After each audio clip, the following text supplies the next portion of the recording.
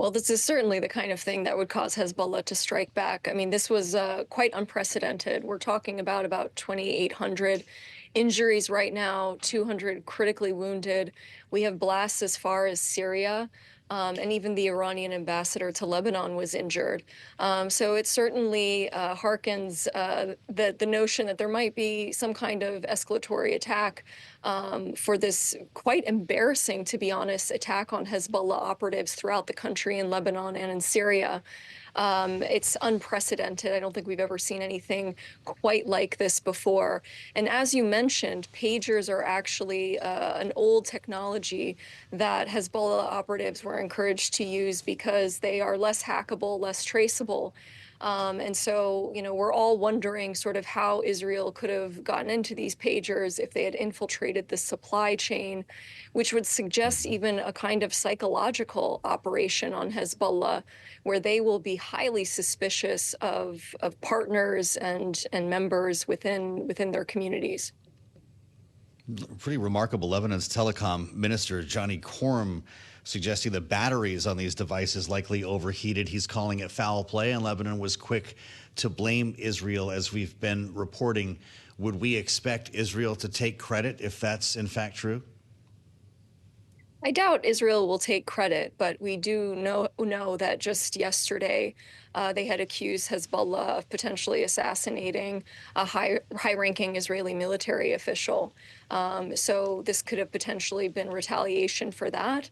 But in all likelihood, this was a long way of planning something. These devices, this would have taken a great deal of intelligence work for months in advance. Mhm. Well, and it has been months now, Natasha, that we've been braced, waiting to see if Hezbollah was going to try to strike Israel directly, or Iran for that matter, for the assassination of Hezbollah commander earlier this summer. And then, of course, the subsequent killing of Hamas's former political leader in Tehran just days later. Is this likely to bring forward the timeline with which Iran or Hezbollah would consider that retaliatory strike actually taking shape? Because to this point, they've kept the world waiting. It is possible, although, I mean, I think Hezbollah is significantly weakened right now. I mean, there are hundreds in hospitals right now. So physically and psychologically, they've been weakened as well. That said, again, this is quite an embarrassing attack on Hezbollah. And so they would be pushed, I think, to do something in response. What I would say is the most immediate fear for probably US officials is that they were struggling to get a deal on the table between Lebanon and Israel to really demilitarize the border area there, in return for some kind of economic package for Lebanon, which has been struggling for a long time. And I doubt that deal is going anywhere anytime soon.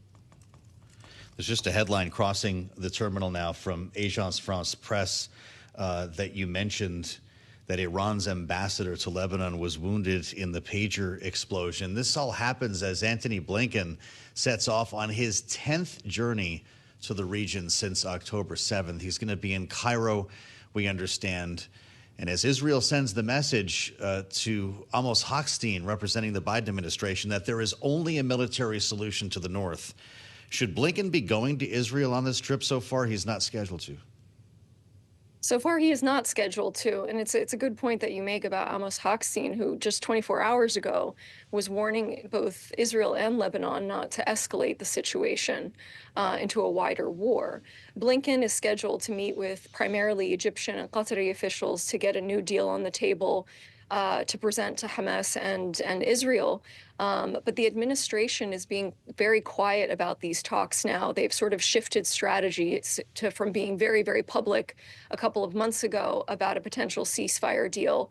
And that tells me that they are, sort of not even cautiously optimistic, but they are hoping to be able to move forward on some kind of ceasefire deal. But it doesn't seem to be in the offing at the moment. So, in other words, Natasha, the longer this takes, which it's been months and months and months now, the less likely it is that it ultimately comes to fruition. I just wonder at what point, with a presidential election in the U.S. 49 days away, they just say, all right, well, this administration has given it their best shot, but it's going to be up to the next president now. I think that's what Netanyahu's calculus is exactly. And I think it's been his calculus not just now, but maybe even a couple of months or 3 months ago, essentially waiting for the next U.S. administration. It's no surprise to anyone that Netanyahu traditionally, at least in the past decade, has been supporting Republican presidential nominees and likely doesn't want to give Kamala Harris a win prior to the election. And he also has his own domestic political issues to deal with. So as much as he can push this out, probably the better for him. To what extent is our election, if at all, here in the U.S. playing into these negotiations? There's obviously a desire by some, including Benjamin Netanyahu, I think, to work with Donald Trump. And there are still some questions about the approach that Kamala Harris might take if she wins the White House. How do you see that dynamic? Yeah, that's exactly my point. I think that Prime Minister Netanyahu does not want to give a Democratic nominee the win and would probably prefer a President Trump. And giving them a ceasefire is a win for this administration. But it's also a loss for him in the immediate term.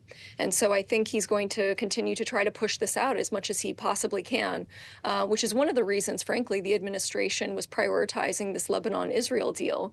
But now that also seems to be in critical condition as well.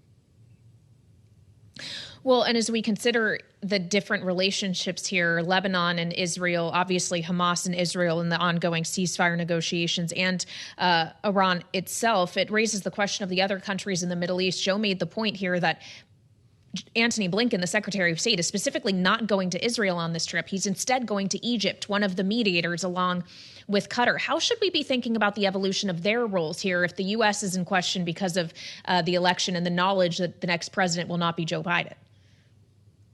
Yeah, that's a great question, actually. I mean, Egypt is being heavily rewarded for its active diplomacy.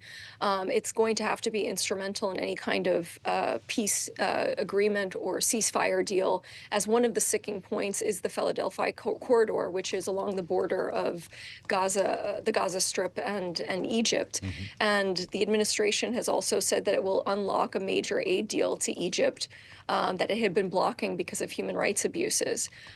So Egypt has certainly, become more of a priority as these negotiations have gone on, in recognition that they will be very, very important moving forward.